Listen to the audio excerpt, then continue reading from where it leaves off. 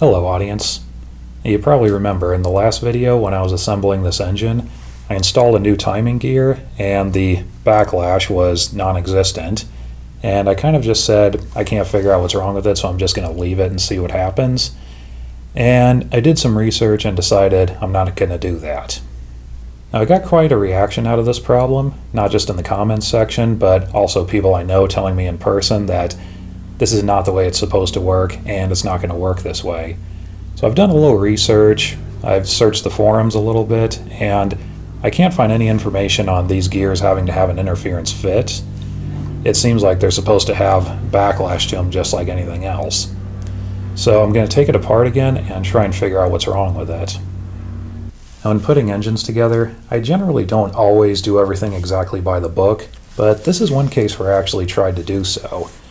Because the main bearings are brand new, the crank gear is a brand new standard one, and the cam gear is a brand new standard one. So, in theory, the backlash should be right on target.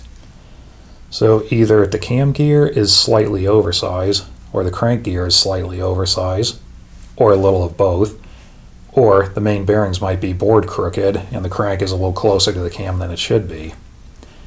Now that last one I highly doubt, because the person who did the mains in this, they have all the right tools, they've done good work.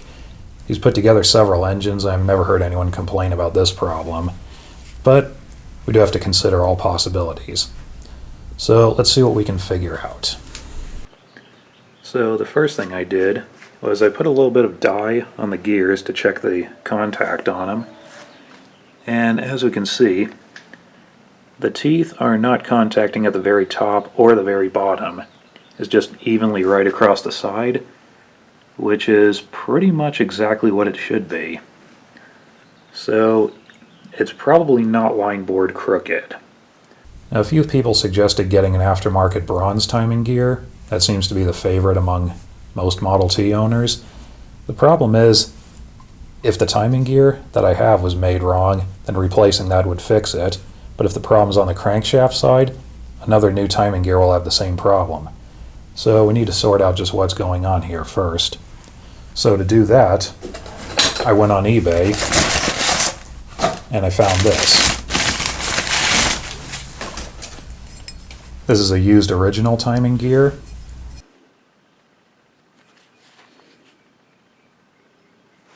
So since it was built by Ford, we know it's built to the original specifications. So I'm going to install this, and if the backlash on it is right on target or slightly too much, we'll know that the timing gear I have on it now was made wrong. If we have the exact same problem, then the problem is the crankshaft or the main bearings. I'm hoping it's the first one, because if there's something wrong with the crankshaft, I don't really have a way of fixing it.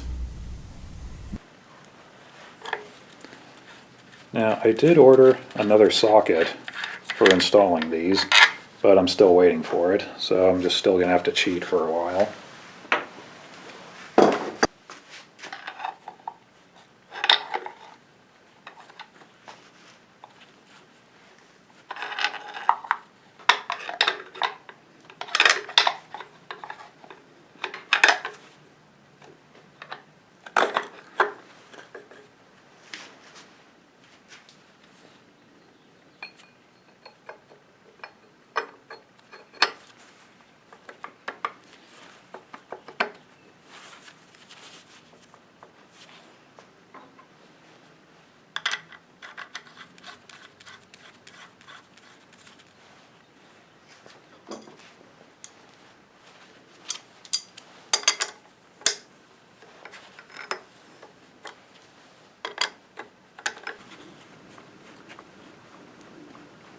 Okay, it actually has some kind of backlash to it now. It's pretty tight, but it's more than the other gear was, so that's an improvement. And now the moment of truth.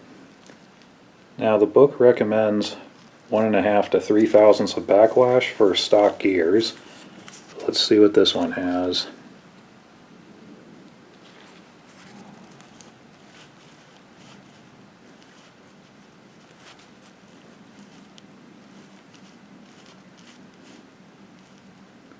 Looks like about 3.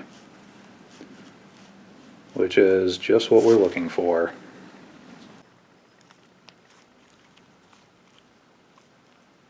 And that pretty much answers it. The reproduction timing gear that I got was a little bit oversized. Although I still might speculate the crank gear is also a little bit oversized. Either that or this random original gear has 0 miles on it, because it's hard to believe they'll still be within specifications after this much age. But whatever the case may be, this combination that I have now is set within specifications, so I'm probably just going to leave it. But anyway, that's one problem fixed that we don't have to worry about. So thank you very much for watching, and we'll see you next time.